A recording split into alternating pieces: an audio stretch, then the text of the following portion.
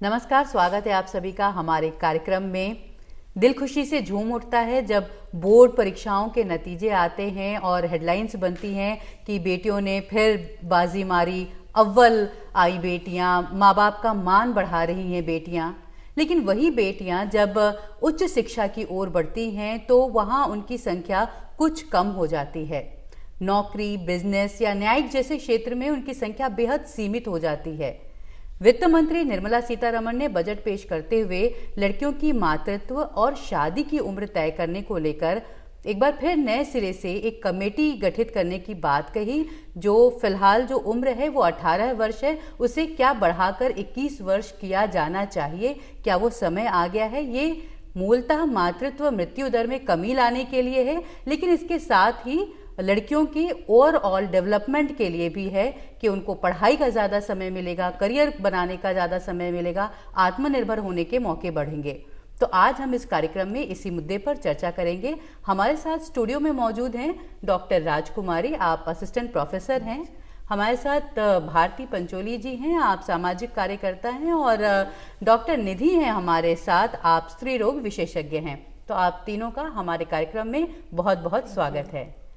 तो डॉक्टर राजकुमारी, जो फिलहाल जो मूल उद्देश्य है उम्र बढ़ाए जाने की, जो एक बार फिर कि क्या ये समय आ गया है कि जो लड़कियों की शादी की उम्र है वो 18 से बढ़ा करके 21 वर्ष की जानी चाहिए, और जो मातृत्व मृत्यु दर है मौजूदा समय में वो 1 लाख में, नॉर्थ इंडियन स्टेट में 90 महिलाओं की मौत हो जाती है प्रति 1 लाख पर। तो आपको लगता है कि एक समय है जिस पर हम फिर से नए सिरे से विचार करें? जी बिल्कुल, क्योंकि अब मुझे लग रहा है कि समय आ गया है, क्योंकि महिला सशक्तिकरण की अगर हम बात करें तो महिलाओं को सशक्त करने में जो सबसे बड़ी बाधा मैं इस समय जो समझती हूँ वो है शिक्षा का अभाव। क्योंकि बहुत छोटी उम्र में ही, और 18 साल में अगर हम आंकड़ों की बात करें तो अभी यूनिसेफ ने आंकड़े जो जारी किए हैं, जो सर्वे हुआ है, उसमें ये बताया गया है कि 28% महिलाओं की या लड़कियों की शादी जो है वो 18 साल में कर दी जाती है। और अगर 15 साल में का आंकड़ा देखें तो 15 साल में जो लड़कियों की शादी है वो 7% लड़कियों की शादी कर दी जाती है। तो मुझे लगता है कि ये बिल्कुल सही समय है। अगर हमको देश को आगे ले जाना है तो हमें निश्चित रूप से इस अधिनियम में फेरबदल करने की आवश्यकता है। और ये जो ये भी बात है कि मातृत्व मृत्यु दर में कमी लाना, जो इसका मूल उद्देश्य है कि अगर आपके शरीर में जो पोषक तत्व हैं कमज़ोर होते हैं, लड़कियां एनेमिक बहुत होती हैं, तो उम्र बढ़ाने पर आप सेहतमंद भी ज़्यादा होंगे, ऐसा? बिल्कुल बिल्कुल। अगर मुझे लगता है कि इस चर्चा को आगे बढ़ाने से पहले इस पर मैं थोड़ी पीछे जाना चाहूँगी। और मैं जब ये अधिनियम बना था शुरुआती दिनों में ब्रिटिश शासनकाल में, क्योंकि बहुत सारे ऐसा नहीं है कि इस पर चिंता अभी जताई जा रही है, प्राचीन काल में भी इस पर चिंता जताई गई। राजा राम मोहन राय ने बहुत अधिक प्रयास किए हैं सती प्रथा को रोकने के लिए, बाल विवाह बंद करने के लिए। और हरबिलास शारदा जी का आपने नाम सुना होगा, जिनके नाम से ये शारदा एक्ट बना था। और ये सितंबर 1927 में उन्होंने ये प्रस्ताव उस समय की जो केंद्रीय विधानसभा थी उसमें रखा था। उस समय भी क्योंकि परिस्थितियां ऐसी ही थी, और उन्होंने जो अपने तर्क दिए थे, उन्होंने कहा था कि अभी वर्तमान स्थिति में अगर हम देखें, उस समय तत्कालीन वर्तमान स्थिति में महिलाओं की जो शादियां बहुत जल्दी हुआ करती थी, बाल विवाह का प्रचलन बहुत अधिक था।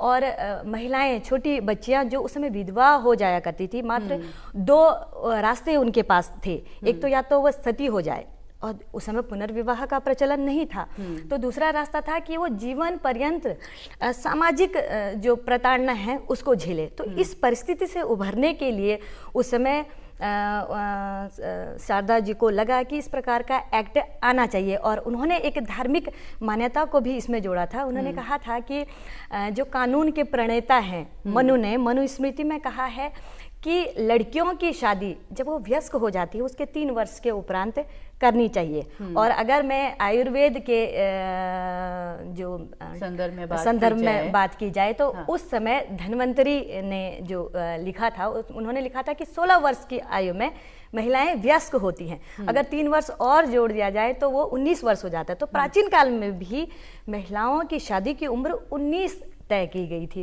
तो इसी प्रकार से उन्होंने ये माना कि उस समय अगर हमें सामाजिक बुराई को हटाना है तो ये सामाजिक बुराई से उभर करके फिर हमने 18 वर्ष की उम्र तय की। बिल्कुल पूरी कानूनी प्रक्रिया, लंबी कानूनी प्रक्रिया चली। और भारती जी, आपको लगता है कि 18 की उम्र वो उम्र है जब लड़कियां इतनी मानसिक तौर पर मजबूत हो जाती हैं, परिपक्व हो जाती हैं कि वो घर गृहस्थी को चलाने की जिम्मेदारी उठा सकें? बिल्कुल वर्षा जी, आपने बहुत ही सही सवाल पूछा। और जहाँ तक मेरा मानना है तो 18 वर्ष की उम्र में जहाँ वयस्क मताधिकार भी हमें दे दिया जाता है, जहाँ ऐसा लगता है कि हम वास्तव में अपने अधिकारों के प्रति सजग हो चुके हैं या हम अपने कर्तव्यों का निर्वाह पूरी तरह कर सकते हैं, लेकिन ये पूरी तरह से सच नहीं है। 18 साल में ठीक है, आपके अंदर इच्छा शक्ति बढ़ती है, आपके अंदर निर्णय लेने की क्षमता बढ़ती है, लेकिन जो जिम्मेदारियां विवाह के पश्चात एकदम से आ पड़ती हैं लड़कियों के ऊपर, उसके लिए बड़ी समस्या उत्पन्न हो जाती है। जहाँ उनका शैक्षिक विकास रुक जाता है, क्योंकि उस स्तर पर विवाह होने के बाद शिक्षा का आगे बढ़ना बहुत कम हो जाता है, नामुमकिन सा हो जाता है। तो एक तो उनका उच्च शिक्षा स्तर जो है कम हो जाता है। दूसरा, अगर वो आर्थिक स्थिति अपनी सुधारने की बात अगर करें कि वो आर्थिक रूप से सक्षम होना चाहें तो नहीं हो पाती हैं वो सक्षम। तो उम्र जो है 18 साल बहुत ही कम है। और निधि जी, सेहत के मसले पर हम बात करें, क्योंकि बेसिकली ये जो बातचीत शुरू हुई है वो इसीलिए कि जो मातृत्व मृत्यु दर में कमी लाई जा सके, महिलाएं या लड़कियां शारीरिक तौर पर सक्षम हों। कुपोषण भी एक बड़ी समस्या है कहीं ना कहीं, और ग्रामीण तबके में भी बहुत ज़्यादा है। तो क्या आपको लगता है ये ठीक रहेगा कि अगर वो माँ बनने की उम्र इस तरह से उनकी थोड़ी और आगे 1-2 वर्ष आगे जाएगी? जी बिल्कुल वर्षा जी, अगर हम माँ बनने की उम्र थोड़ी बढ़ा दें, एक स्वस्थ माँ ही स्वस्थ बच्चे को पैदा कर सकती हैं। जो एक डेमोग्राफिक डाटा है उस हिसाब से भी जो मैटरनल मोर्टेलिटी रेट है जो 19 साल से कम महिलाओं में है वो दुगना है इन कंपेरिजन टू 20 से 24 साल। यही अगर एज 15 से कम कर दिया जाए तो वो 5 गुना बढ़ जाता है। तो जैसे जैसे एज बढ़ेगा वैसे वैसे मैटरनल मोर्टेलिटी रेट अपने आप में कम हो जाएगी, क्योंकि माँ उस एक जो लेबर डिलीवरी जो होती है वो एक माँ का एक नया जन्म होता है, उसमें माँ जो झेलती है उसके लिए तैयारी 18 साल थोड़ा कम है, 20 के बाद ही ज़्यादा अच्छा है। और सेहत के लिए अगर हम जो उनकी जैसे अभी भी कहते हैं कि लड़कियां बहुत एनेमिक हैं, कमज़ोर हैं, और आप देखती हैं क्या कि 18 वर्ष 19 वर्ष के बहुत जो अगर पहले से ही कमज़ोर रहती हैं उसमें शादी हो जाती है, शादी हुआ दूसरे घर गई, वहाँ अपना ना तो अपना केयर कर पाई ना घर वालों का।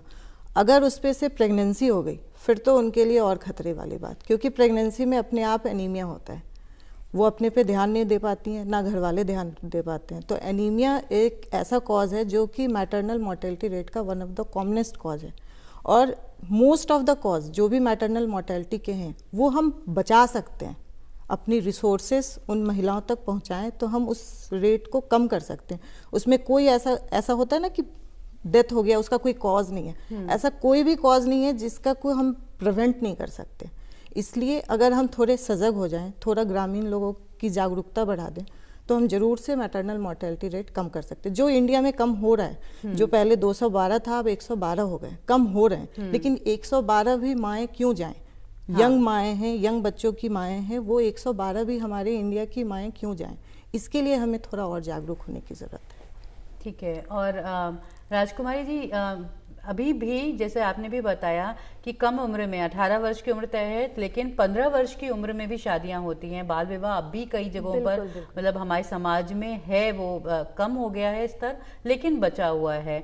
और लड़कियों पर भी, जो लड़कियां पढ़ाई कर रही हैं, आप पढ़ाती भी हैं, तो लगता है कि हम सिर्फ शादी के लिए पढ़ाई कर रहे हैं कि ग्रेजुएट हो जाएंगे तो शादी आसानी से हो जाएगी।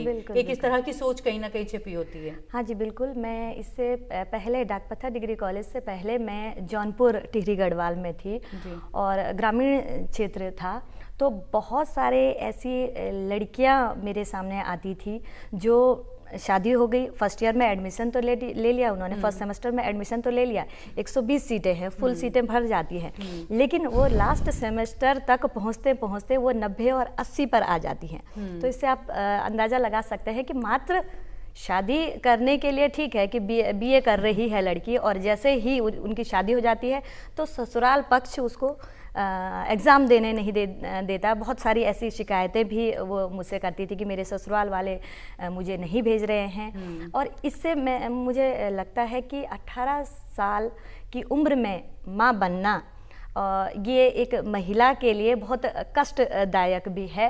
और मैं तो ग्रामीण क्षेत्र में जो महिलाएं लड़कियां आती हैं उनसे बहुत अधिक टच में रहती हूँ, उनकी बातें सुनती हूँ।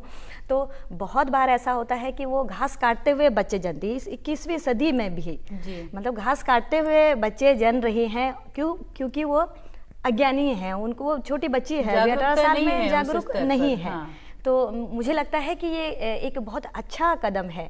अगर 18 साल से उम्र को बढ़ाकर 21 वर्ष कर दी जाती है तो एक तो वो ग्रेजुएट हो, और माँ बाप भी कहीं ना कहीं जो माँ बाप भी बिल्कुल माइंडसेट प्रेशर लेकर रहते हैं, दबाव में रहते हैं कि बेटी है तो उसकी शादी करनी है और लोग क्या कहेंगे वाले फैक्टर पे बहुत ज्यादा जाते हैं। तो कहीं ना कहीं माँ बाप भी थोड़े रिलैक्स हो जाएंगे। बिल्कुल, कम से कम उनको लगेगा कि 21 वर्ष के बाद ही शादी करना है, कानूनन अपराध है। और मुझे लग रहा है इसको सख्ताई के साथ लागू किया जाना चाहिए। और ऐसा नहीं है कि हमारे देश में नियम कायदे कानूनों की कमी है, परंतु हर तरफ कानून की लंबी कतारें हैं, मगर हर तरफ एक चोर रास्ता है हमारे देश में। नियम कायदे कानून बहुत हैं, लेकिन मानसिकता में बदलाव लाना बहुत जरूरी है। बदलाव है क्योंकि कानून तो बाद में ही आएगा। हाँ जी, हाँ जी। कितना अपनी सोसाइटी को बदल पाते हैं। और भारती जी, जैसे कि इससे पहले भी हम बात कर रहे थे कि शिक्षा, एक तो उच्च शिक्षा में जाना और महिलाओं का आत्मनिर्भर होना, ये भी दो बड़ी बातें और जरूरी है आज के समय में भी। हर कोई चाहता है कि परिवार बेहतर तरीके से चले, परिवार की आर्थिकी सुधरे। तो इस तरह महिलाओं को एक अच्छा समय मिल जाएगा पढ़ाई का, करियर बनाने का। बिल्कुल सही कहा वर्षा जी कि जब शादी की उम्र बढ़ जाएगी, जब विवाह की एक उम्र बढ़ जाएगी, एक तरफ तो ये हो जाएगा कि माता पिता को भी थोड़ा निश्चिंता रहेगी, क्योंकि हमारा जो समाज है ना, वो आपने अभी कहा कि लोग क्या कहेंगे, तो इस पर हमारा फोकस ज़्यादा रहता है कि लोग क्या कहेंगे, बेटी बड़ी हो गई है, 18 साल की हो गई है, नहीं अब तो इसकी शादी की तैयारी कर दो, पढ़ाई तो ससुराल वाले करा देंगे। तो ये जो सोच है ना, ये यहाँ से बदलना स्टार्ट होगी। जब एक निश्चित दायरा बन जाएगा, एक कानून लागू हो जाएगा कि विवाह की उम्र बढ़नी चाहिए, तो माँ बाप भी थोड़ा यहाँ तक निश्चिंत रहेंगे। वहीं लड़कियाँ उच्च शिक्षा प्राप्त करेंगी, जब वो उच्च शिक्षा प्राप्त करेंगी तो उनके दिमाग में ये बात अच्छी तरह आ जाएगी कि अब हमें आत्मनिर्भर भी बनना है। ऐसा लग रहा है कि शहरों में तो ये बदलाव हैं कि शहरों में अब आप 18 साल में कम देखते हैं शादियां, लेकिन ग्रामीण क्षेत्रों में तो बहुत बुरा हाल है वर्षा जी। ग्रामीण क्षेत्रों में तो 16 साल 15 साल 17 साल के बच्चों का भी विवाह हो चुका है, हो रहा है, और यहाँ तक कि 18 साल की उम्र तक आते आते लगभग वो 2 बच्चों की माँ बन जा सकती है। आप सोच सकते हैं कि कुपोषण कहाँ तक पहुँच रहा है, कहाँ तक हमारी जो महिलाएं हैं, हमारी जो बालिकाएं हैं, उनका स्तर कितना नीचे गिर रहा है। तो ये कानून से ज्यादा एक सामाजिक परिवर्तन की भी बात है, क्या कैसे लोगों को जागरूक कर सकें कि क्या सही है, ये बताना जरूरी है। बिल्कुल, ये बहुत ज़रूरी है बताना। और अगर ऐसा कोई कानून लागू होता है, हालांकि अभी जो पिछला बजट सत्र आया था और हमारी जो वित्त मंत्री हैं, उन्होंने भी कहा कि भाई एक विशेष वर्ग ये चाहता है कि विवाह की जो आयु है वो बढ़नी चाहिए, और वास्तविकता है कि बढ़नी चाहिए। कहीं ना कहीं वो सोच परिवर्तित होगी, और हमारी सोच तो तभी परिवर्तित होती है जब एक कठोर कानून लागू हो जाता है, वरना हम भी वो पुराने ही रास्ते पर चलने के लिए मजबूर हो जाते हैं। और डॉक्टर निधि, ऐसा भी है कि अगर उम्र बढ़ती है तो आप बहुत सारी जो यौन संचारित बीमारियां हैं या बार बार अबॉर्शन होना जैसी दिक्कतें हैं, उससे भी पार पाएंगे, उसमें भी कमी आएगी। जी बिल्कुल, ये तो बहुत ही, क्योंकि जैसे जैसे उम्र बढ़ेगी उनकी थॉट, उनकी मैच्योरिटी, उनका डिसीजन टेकिंग, ये सब बढ़ेगा। वो समझ पाएंगी कि उन्हें कब बच्चा चाहिए और कब बच्चा नहीं चाहिए। वो समझ पाएंगी कि फैमिली प्लानिंग के मेथड क्या हैं। मोस्ट ऑफ द 90% कपल ऐसे हैं जो शादी के, अगर उनकी शादी पहले हो जाती है तो 1 साल तक कोई कॉन्ट्रासेप्शन यूज ही नहीं करते। जब तक उन्हें समझ आती है तब तक वो प्रेग्नेंट हो जाते हैं। या तो प्रेगनेंसी कंटिन्यू करते हैं या फिर प्रेगनेंसी को टर्मिनेट करते हैं। गांव में टर्मिनेशन का मतलब है इलीगल एबॉर्शन, क्योंकि वहाँ पे डॉक्टरों की सुविधा नहीं है उतनी। तो इसलिए बहुत ही ज़रूरी है कि आप एज को बढ़ा दो तो उनमें थोड़ी जागरूकता बढ़ेगी, उन्हें सब चीज़ के बारे में पता चलेगा कि हाँ हाँ क्या क्या चीज़ हम कर सकते हैं, एक बच्चे से दूसरे बच्चे में अंतर कितना करना है, ये भी है। जब तक सोच आती है तब तक 2-3 बच्चे हो जाते हैं, उसमें अगर भगवान ने लड़कियां दे दी तब तो और उन पे प्रेशर कि अब लड़के पैदा करो। मतलब ये चीज़ चेंज करने में समय लगेगा, लेकिन होगा। बिल्कुल। और राजकुमारी जी, हम ये उम्र बढ़ाने की बात तो कर रहे हैं, ऐसा भी है क्या कि जो अभी जो उम्र है वो 18, लड़की के लिए 18 और लड़कों के लिए 21 वर्ष की है, दोनों को बराबर क्यों ना किया जाए? मतलब 20 साल दोनों का या 21 साल दोनों का, ये फासला रखना, मतलब पहले जो सोच रही होगी कि लड़कियां जल्दी समझदार हो जाती हैं, पर मुझे लगता है अब चीज़ें बदल गई हैं, सभी समझदार हो जाते हैं अपने अपने समय पे। जी बिल्कुल सही कहा आपने। और एक मान्यता या ये कहूँ कि सामाजिक धारणा है कि लड़की को लड़के से 2-4 साल कम होना चाहिए। हाँ। ये एक हमने सामाजिक धारणा बना दी है समाज ने, तो शायद वरना कोई, मुझे नहीं लग रहा कोई कि फिजिकल रीज़न इस प्रकार का है या फिर कोई कानूनी इस प्रकार का कारण रहा है कि भाई अंतर होना चाहिए। और मैं समझती हूँ कि अगर दोनों की शादी की उम्र एक हो तो मुझे लगता है कि दोनों को मतलब बराबरी वाली बात है, बराबरी की बात बिल्कुल बिल्कुल। जब हम समानता की बात करते हैं तो क्यों ना शादी की उम्र को भी एक समान कर दिया जाए, और अगर ऐसा होता है तो निश्चित रूप से ये एक अच्छा प्रयास होगा। क्योंकि इस पर भी बात हुई है अलग अलग मंचों से कि हम क्यों, भारती जी आपको क्या लगता है कि अगर हम एक उम्र पे ही आ जाएं कि 20 वर्ष दोनों के लिए तय किया या 21 वर्ष दोनों के लिए तय किया, तो जो छोटा बड़ा परिवार के अंदर होता है कि आप अपने बड़े को रेस्पेक्ट देते हैं, और एक जो एक साथी वाली एक कंपेनियनशिप वाली फीलिंग होती है वो कम होती है, कहीं ना कहीं एक गार्जियनशिप आ जाती है, तो शायद यहाँ पर वो कुछ मददगार हो। बिल्कुल वो बात है ना कि हम साथ साथ चलेंगे, हम साथ साथ रहेंगे और साथ साथ ही हम अपना विकास भी करेंगे। तो जब बात साथ साथ की है, समानता की बात है, तो होना चाहिए कि बराबर उम्र हो, ताकि दोनों समझदारी से काम करें, समझदारी से अपना परिवार चलाएं और देश के लिए भी काम करें। भाई जब परिवार सही होगा तो समाज सही होगा, समाज सही होगा तो पूरा देश अपने आप ही उन्नति करेगा। सीधी सी बात है, बेसिकली ये देश के विकास में भी योगदान करेगा। और डॉक्टर निधि, इसका ये नुकसानदेह भी हो सकता है किसी तरह से कि अगर ज़्यादा उम्र में आप माँ बन रहे हैं, मान लीजिए आपने 21 में शादी की और आपने नहीं अभी बच्चे लेने का फैसला नहीं किया, या इसके भी कुछ खतरे हैं क्या अगर अधिक उम्र में माँ बनने के? जी बिल्कुल, भगवान की संरचना ऐसी है कि एक फीमेल का जब बर्थ होता है उसी समय उसके अंडे में डिसाइड हो जाता है कि वो कितनी फर्टिलिटी होगी। जैसे जैसे एज बढ़ता है ये फर्टिलिटी कम होती जाती है। आइडियल एज 20 से 30 साल है। 20 से 30 साल की उम्र में सबसे ज़्यादा रिप्रोडक्टिव टाइम होती है, सबसे ज़्यादा फर्टिलिटी होती है। इस समय प्रेगनेंसी करना सबसे बेहतर है। 30 साल के बाद अंडे जो हैं वो कम काम करना शुरू कर देते हैं, प्लस प्रेगनेंसी होती भी है तो high risk pregnancy, diabetes, BP और दुनिया भर की बीमारियां साथ में लाती हैं। तो ऐसे में प्रेगनेंसी तो एक खुद ही एक दूसरा जन्म है, साथ में बीमारियों के साथ प्रेगनेंसी करना तो माँ के लिए ज़्यादा नुकसान। तो ये जो दौर है इसमें आपको बहुत जल्दी ब्लड प्रेशर जैसी बीमारियां भी हो रही हैं, बहुत ब्लड शुगर भी और ब्लड प्रेशर दोनों ही आजकल बहुत ही कॉमन है विद प्रेगनेंसी, क्योंकि आजकल 30 के बाद ही मोस्ट ऑफ द जो शहरी क्षेत्र की महिलाएं हैं वो करती हैं, इसलिए तो दोनों ही खराब है, ज़्यादा उम्र में भी और कम उम्र में भी। ठीक है। और तो फिर राजकुमारी जी, आपको लगता है कि हमें एक तो लड़की कब समझदार, लड़की की का डिसीजन है कि वो कब वोट देने की उम्र, जैसे हमने तय की कि 18 वर्ष में वो इतनी समझदार हो गई है कि वो अपने वोट का अधिकार हासिल कर लेती है, तो ये फैसला भी एक तरह से लड़की पर छोड़ा जाना चाहिए और उसको पता होना चाहिए कि क्या इफ बट्स हैं, अगर वो शादी देर से करती है या बच्चों के जन्म का फैसला देर से लेती है तो उसका क्या परिणाम होंगे।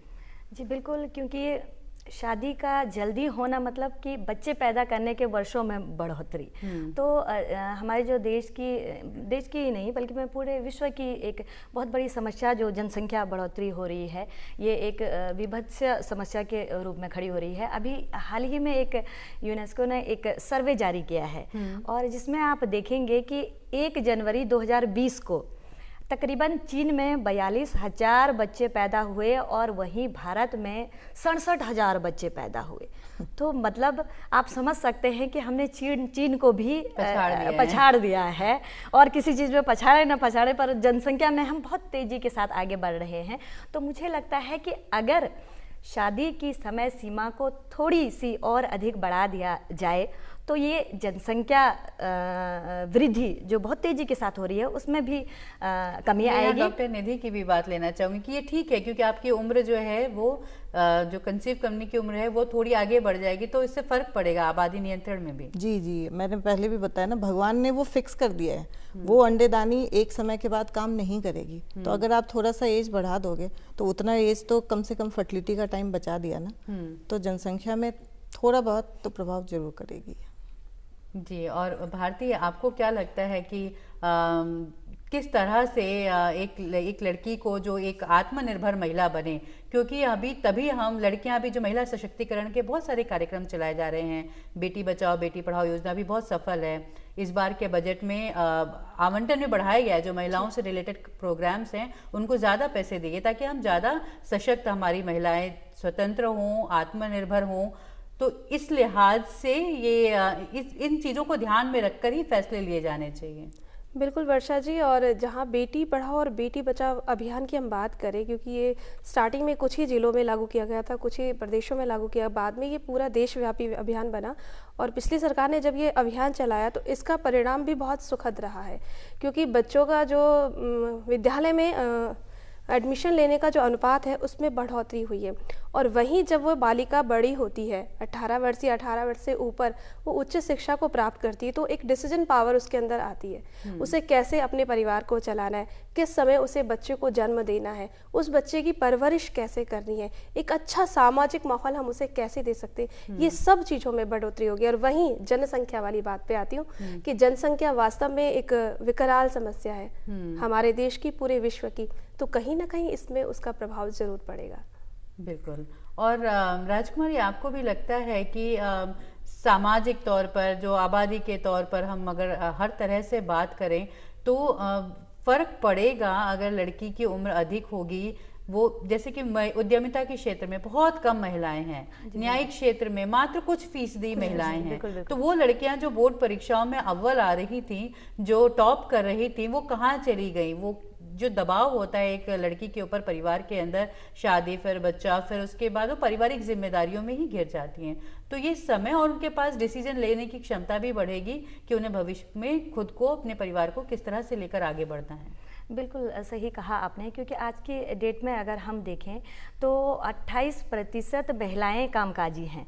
वहीं अगर हम अपने पड़ोसी देश बांग्लादेश की ओर देखते हैं तो 45% महिलाएं हैं। अन्य देशों में बहुत अच्छा आंकड़ा है।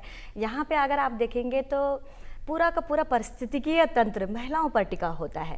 महिलाएं यहाँ मल्टीटास्क मैनेजर की भूमिका में रहती है, परंतु इसके बावजूद भी आपने देखा होगा कि महिलाओं के लिए जो नीतियां बनाई जाती हैं उसमें महिलाओं की राय नहीं ली जाती है। और राय इसलिए नहीं ली जाती है क्योंकि वो निर्णयकर्ता की भूमिका में होती ही नहीं है। आपने देखा होगा उत्तराखंड सरकार की मैं सराहना करूंगी कि उन्होंने पंचायत चुनावों में 50% आरक्षण महिलाओं को दिया है, परंतु प्रतिनिधित्व तो आपने दे दिया, राजनीति में सहभागिता तो हो गई, लेकिन वह सहभागिता जागृति में तब्दील नहीं हो पाई। अगर जागृति में तब्दील हो जाती तो मुझे लग रहा है कि प्रधानपति शब्द आपको सुनने को नहीं मिलता। तो इस प्रकार के बहुत सारे हैं जो जागरूकता जरूरी है। मुझे लग रहा है इस तरह के नियम कायदे कानून बनाना तो बहुत अच्छा है और मुझे लग रहा है इस प्रकार के बनाने भी चाहिए, परंतु साथ ही साथ महिलाओं को अगर मुख्य धारा से जोड़ना है, महिलाओं को सशक्त बनाना है, तो उनको जागरूक करना बहुत ज़रूरी है। और क्या हम ये समझते हैं भारती जी की जो वो लड़की है जो ग्रेजुएशन कर रही है वो क्या चाहती है? कई बार होता है कि आप तो बहुत बड़ी बड़ी बातें या नीतियाँ उनके लिए बनाने की सोच रहे होते हैं, उनकी क्या इच्छा? क्या हमने उनको इतना अवेयर बना, 18 साल की उम्र में हमने उनको इतना जागरूक हम कर पाए हैं? जो हमारी शैक्षिक प्रणाली है या जो वो अपने अधिकारों के बारे में, क्या वो जानती हैं कि उन्हें क्या करना चाहिए, क्या नहीं करना चाहिए? क्या उस स्तर पर हम आ सके हैं अभी? जी हाँ वर्षा जी, ये प्रश्न सच में बहुत गहन है, बहुत बड़ा है और कम शब्दों में इसका जवाब देना बहुत मुश्किल है। लेकिन हाँ, मैं ज़रूर कहूँगी कि जब एक उच्च शिक्षा लड़की प्राप्त करती है तो वो जागरूक तो होती है। हालांकि अभी हमारे देश की हम अगर बात करें और ग्रामीण क्षेत्रों की अगर हम बात करें तो वहाँ पर कानूनी अधिकारों के प्रति सजग नहीं है, और कानूनी अधिकारों को अगर लड़कियाँ जान भी लेती हैं किसी कारणवश उनको इस प्रोसेस से गुजरना पड़ता है, तो हमारी कानूनन प्रणाली हम सभी जानते हैं कि थोड़ा लचीली है। समय बहुत अधिक लगता है, जिसके कारण लड़कियां क्या कहेंगे कि उनका मन छोटा हो जाता है कि शायद, या विश्वास खत्म हो जाता है।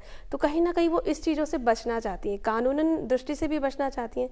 तो वो ये चाहेंगी कि हम एक अच्छी शिक्षा प्राप्त करें, हम एक अच्छा रोजगार का अवसर प्राप्त करें, हम अपनी आर्थिक स्थिति को सुधारें और खुद को मजबूत करें।